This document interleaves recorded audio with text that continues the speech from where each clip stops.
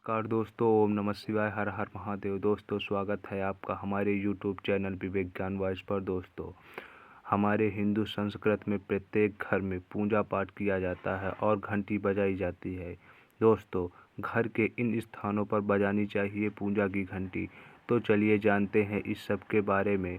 तो दोस्तों, अगर वीडियो आपको पसंद आए तो वीडियो को शेयर करना, चैनल को सब्सक्राइब करना ज़रूर करना और कमेंट में हर हर महादेव, देव के देव महादेव का नाम अवश्य लिखना। जय बागेश्वर धाम सरकार जरूर लिखना। प्रतिदिन पूजा पाठ करने की परंपरा है और इसके लिए सभी अपने घरों में अपने आराध्य देव की पूजा पाठ करते हैं। छोटा सा ही क्यों न हो, लेकिन एक मंदिर अवश्य ही बनाते हैं। नियमित पूजा पाठ करने से न केवल मानसिक शक्ति मिलती है बल्कि पूरे घर में सकारात्मक ऊर्जा भी व्याप्त हो जाती है।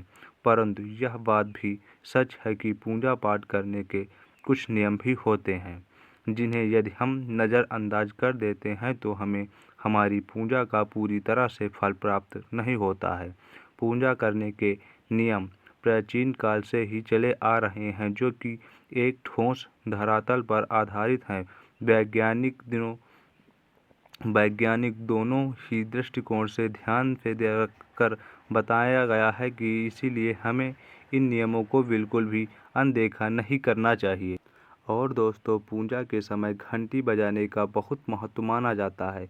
ऐसे मानता है कि घंटी बजाते के समय घर में नकारात्मक ऊर्जा दूर हो जाती है और राहु का दुष्प्रभाव कम हो जाता है। लेकिन क्या आपको पता है कि घर में कहाँ कहाँ घंटी बजाना शुभ माना जाता है और घर में किस स्थान पर घंटी बजाना अशुभ माना जाता है? घर में पूजा पाठ या आरती के दौरान घंटी बजाना जरूरी और शुभ दोनों माना जाता है। यह माना जाता है कि घर में घंटी बजाने से नकारात्मक ऊर्जा दूर होती है और सकारात्मक ऊर्जा का संचार होता है। घर में शक्ति का वास होता है।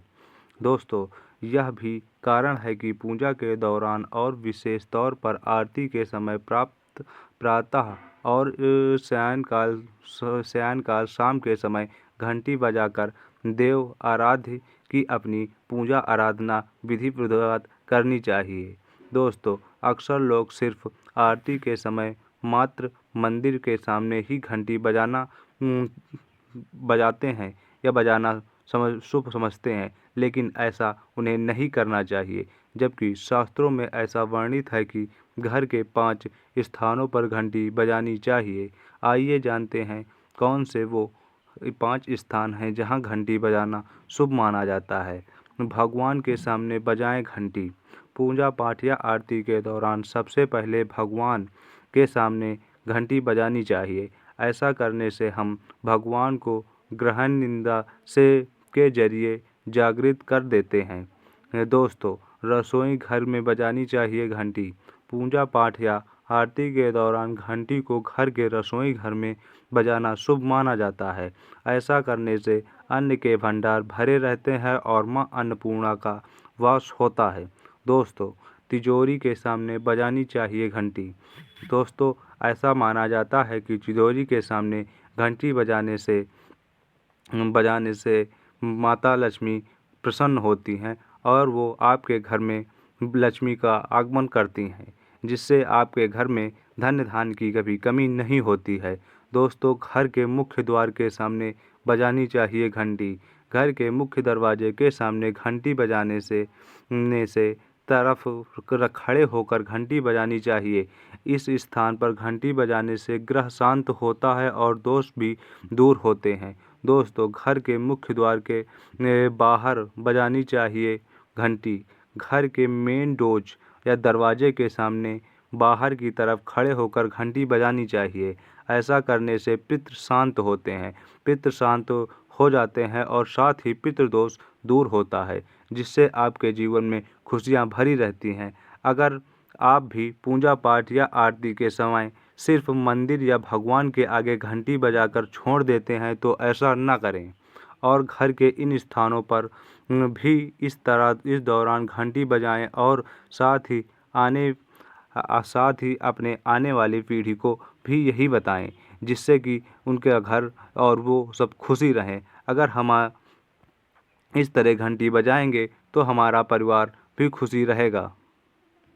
लेकिन दोस्तों, ऐसे ही एक महत्वपूर्ण नियम है घंटा नाग घंटी, यानी कि पूजा करते समय हम जब घंटी या घंटा बजाते हैं तो उसे बजाने के लिए शास्त्रों के कुछ नियम निर्धारित किए गए हैं।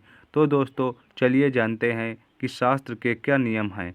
शास्त्रों में देवताओं के सामने घंटी बजाने का बहुत ही अधिक महत्व बताया गया है, जिसे हम इस कृष्ण श्लोक के द्वारा समझ सकते हैं।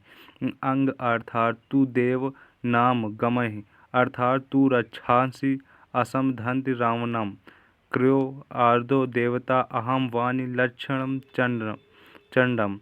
इसका अर्थ है कि घंटी बजाने से देवताओं का आगमन होता है और राक्षसों का दुग्म होता है, राक्षसों का विनाश होता है, राक्षसों से हमारी रक्षा करती है और हम नम्र हैं। तो चलिए दोस्तों, जान लेते हैं कि पूजा करते समय जब हम घंटी बजाते हैं तो उसके पीछे क्या कारण है, घंटी को बजाने के कारण नियम हैं और पूजा के वक्त घंटी बजाते समय होने वाली गलतियां कौन सी हैं जो हमें भूल कर भी नहीं करनी चाहिए। दोस्तों, क्या आपने कभी अपने घर के मंदिर में रखी हुई घंटी को ध्यान से देखा है? अगर आप ध्यान से देखते हैं तो आपको घंटी के ऊपरी हिस्से पर, यानी जहां से हम इसे पकड़ते हैं, उस पर गरुड़ बना हुआ है दिखाई देता है। अतः घर पर जो हम घंटी इस्तेमाल करते हैं तो गरुड़ घंटी कहा जाता है। पूजा करते समय गरुड़ घंटी का उपयोग भगवान को आमंत्रित करने अर्थात भगवान का आह्वान करने के लिए किया जाता है, जिससे एक सुंदर ध्वनि से भगवान का आह्वान होता है, आवाहन होता है और भगवान आते हैं। आवाहन करने का अभ्यास होता है। जब हम विधि विधान से पूजा करते हैं तो उसमें घंटी का उपयोग अवश्य से ज़रूर करते हैं। पूजा पाठ से भगवान प्रसन्न हो जाते हैं। आरती करने का समय विशेष रूप से घंटानंद होना चाहिए। आरती के समय विशेष रूप से घंटानंद होना चाहिए, नहीं तो हमारी पूजा आदि अधूरी बनी मानी जाती है। परंतु हम जैसे अधिकांश लोग या दोस्तों हमारे जैसे बहुत सारे ऐसे भी लोग होते हैं जो सामान्य प्रक्रिया मानते हैं और पूजा पाठ करते हैं समय घंटी बजाना भूल जाते हैं। तो आइए जानते हैं उन नियमों के बारे में गुरुजी से क्या कहते हैं। मतलब गुरुजी इसके बारे में क्या कहते हैं कि वीडियो पूरी तरह से आपके प्रश्नों का आधारित है, जिनका उत्तर आपको शास्त्रों के अनुसार देने का पूरा प्रयास करूंगा। तो वीडियो को पूरा ज़रूर देखें और अगर आपको वीडियो अच्छी लगे या पसंद आए तो वीडियो को लाइक ज़रूर करें। दोस्तों, जय माँ लक्ष्मी। आपको इस वीडियो को जो भी लायक और वीडियो अच्छी लगे तो वीडियो को लाइक करें और चैनल को सब्सक्राइब करें। इसके जीवन में दोस्तों कभी भी धन की कमी ना होने देता है। दोस्तों, हमारे प्राचीन शास्त्र की मान्यता है कि सृष्टि के नियमों का समय सबसे पहले जो बड़ी सी ध्वनि निकलती है वह घंटी की आवाज़ से के समान सुनी जाती है। घंटी की ध्वनि में ओमकार नाम का भी अभ्यास होता है, इसीलिए घंटी को ईश्वर की आवाज़ मानते हुए पूजा में स्थान मिलता है। इसीलिए घंटी का कभी भी अपमान न करें और जिस तरह से देवी देवताओं की पूजा की जाती है वैसे ही घंटी की भी पूजा